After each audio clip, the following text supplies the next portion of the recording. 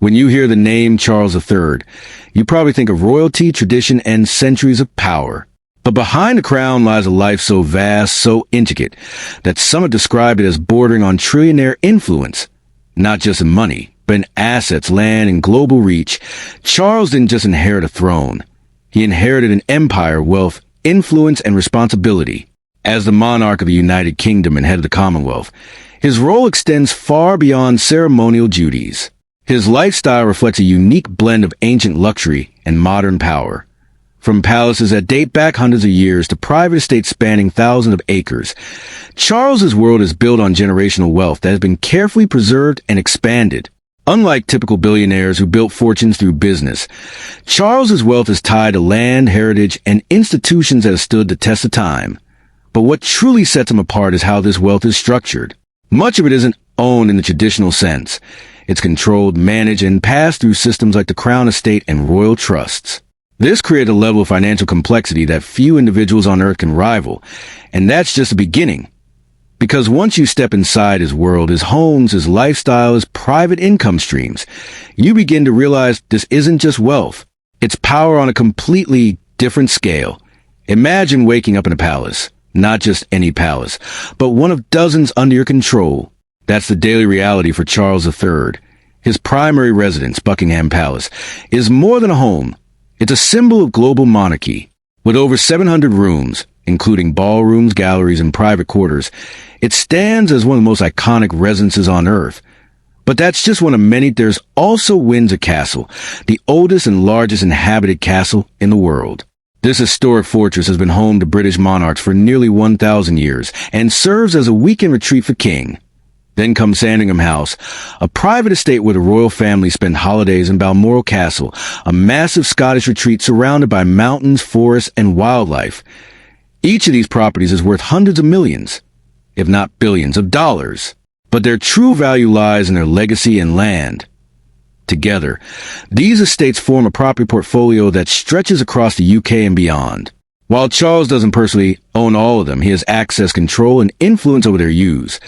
And when you combine the scale, history, and prestige of these residences, it becomes clear.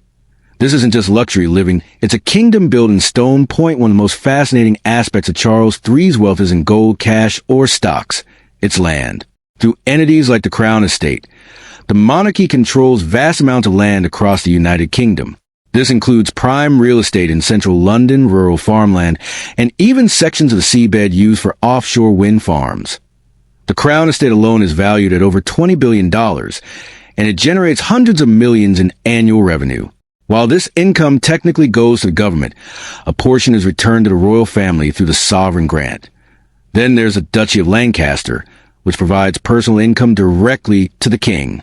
This private estate includes commercial properties, agricultural land, and investments that generate millions every year. And let's not forget the Duchy of Cornwall, which Charles controlled before becoming king, another multi-billion-dollar asset. When you add it all up, the scale becomes staggering. We're talking about thousands of properties, millions of acres, and income streams that span industries, from agriculture to renewable energy. This isn't just wealth accumulation, it's a financial ecosystem built over centuries, one that continues to grow, evolve, and generate power in the modern world. Unlike flashy billionaires who showcase yachts and supercars, Charles III's lives are more understated, but equally extravagant. Life. His luxury is quiet, refined, and deeply rooted in tradition. Take his wardrobe, for example. Charles is known for wearing custom-tailored suits, many of which he has owned for decades. Instead of constantly buying new clothing, he repairs and reuses items, turning sustainability into a form of elite sophistication. But don't be mistaken, this doesn't mean he lacks luxury. From private chefs preparing organic meals sourced from royal farms to exclusive access to the finest art collections, his daily life is filled with privilege. He also travels in unmatched style. Whether it's state visits aboard royal aircraft or private trains designed for comfort and security, every journey reflects his status. And then there's his passion for architecture, gardening, and environmental design. His private gardens are meticulously maintained, featuring rare plants and landscapes that would rival the world's most expensive resorts. This is a different kind of luxury. Not loud, not showy, but deeply powerful. Just the kind of lifestyle that doesn't need to prove anything, because it already sits at the top If you think Charles's wealth stops at land and palaces, think again. The royal collections under Charles III's control are among the most valuable on earth. The Royal Collection Trust oversees a treasure trove of art, including works by legendary artists like Leonardo da Vinci and Rembrandt. These pieces are not just valuable, they are priceless cultural assets. Then there are the crown jewels housed in the Tower of London.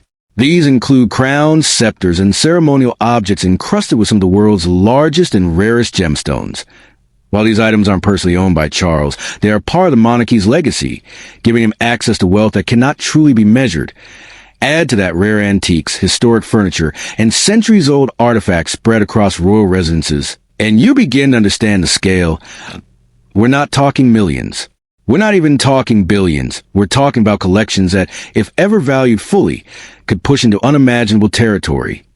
This is wealth that transcends currency to its history, preserved in gold, stone, and canvas. What truly elevates Charles III beyond billionaires isn't just wealth. It's influence as king. Charles holds a position that connects him to world leaders, global organizations, and cultural institutions across the planet. His voice carries weight in matters of environment, architecture, and social issues. For decades, he has been an advocate for sustainability and climate action, long before it became mainstream. His initiatives have influenced policies, inspired movements, and brought attention to global challenges.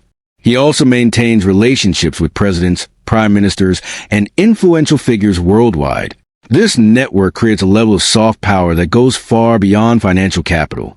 Because in his world, influence opens doors that money alone cannot. IT shapes decisions that IT drives change. And it reinforces a system where tradition and modern power intersect. This is why some call his life trillionaire level. Not because of cash in the bank, but because of the reach, control, and legacy that come with the crown. Now so, is Charles III really a trillionaire? Not in the traditional sense. But when you combine land, assets, influence, and legacy, his world operates on a level that few can even comprehend. His wealth isn't just about numbers. It's about continuity. A system built over centuries, designed to endure beyond any single lifetime. From grand palaces and billion-dollar estates to priceless art and global influence, Charles represents a form of power that is both ancient and modern. And while billionaires rise and fall with markets, this kind of wealth remains, quietly shaping the world from behind the scenes.